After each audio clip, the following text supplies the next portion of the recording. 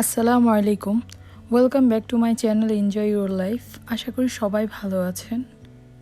আজকে আমি আপনাদেরকে দেখাবো কিভাবে চিকেন মাসামান কারি রান্না করতে হবে।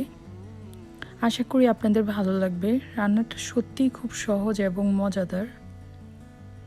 চলুন দেখে নিই আমরা কিভাবে রান্না করব। প্রথমে আমি একটা প্যান বসিয়ে নিয়েছি। প্যানটা গরম করা পর্যন্ত আমরা ওয়েট করব। যখন প্যানটা গরম হয়ে যাবে এর মধ্যে আমি 2 টেবিল চামচের মতো রান্নার তেল দিয়ে দিলাম।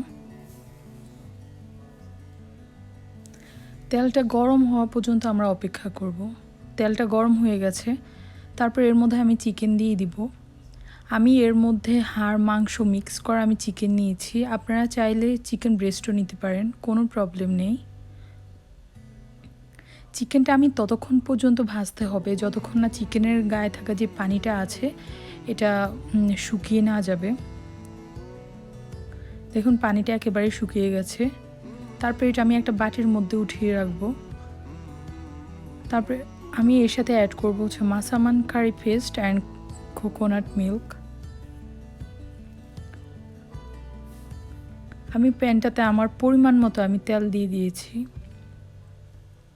তারপরে এর মধ্যে যে মাসামান কারি যে পেস্ট আছে আমি পুরো প্যাকেটটা ইউজ করি নাই, আমি অর্ধেকটা মাসামান কারি পেস্ট ইউজ করছি এখানে। মশলাটাকে আমাদের ভালোভাবে ভেজে নিতে হবে, আর না হয় মশলার গায়ে যে একটা কাঁচা গন্ধ আছে ওইটার কারণে আমি মশলাটা ভেজে নিচ্ছি। ভাজার পর খুব সুন্দর একটা ফ্লেভার বের হবে। তারপরে আমি এখানে অ্যাড করে নিব কোকোনাট মিল্ক। আমি পুরো একটা কোকোনাট মিল্ক দিয়ে দিচ্ছি। আমার দেওয়া হয়ে গেছে।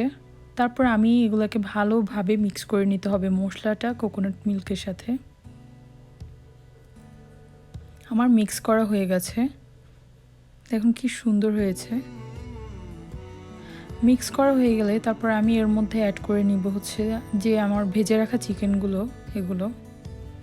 এগুলো ভালোভাবে মশলার সাথে আমার আবারও মিক্স করে নিতে হবে। তারপর আমি এর মধ্যে দিয়ে দিলাম আলু আর পরিমাণ মতো পানি।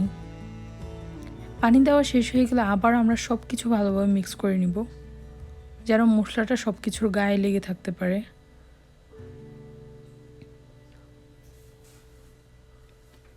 তারপরে আমি ঢাকনা দিয়ে দিয়েছিলাম। এখন দেখুন এখনও অনেক পানি আছে। যখন একটু পানি কমবে, ঝোলটা একটু কমে যাবে, তারপরে আমি এর মধ্যে 2 চা চামচের মতো চিনি অ্যাড করলাম।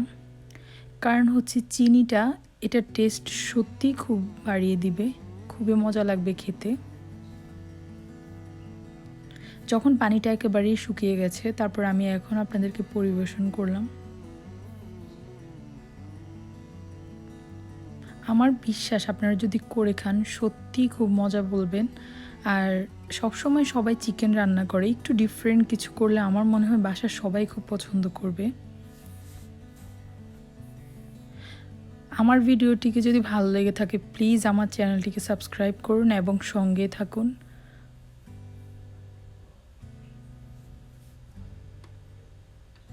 চলুন এখন আমি খেয়ে আপনাদেরকে বলবো কেমন হয়েছে।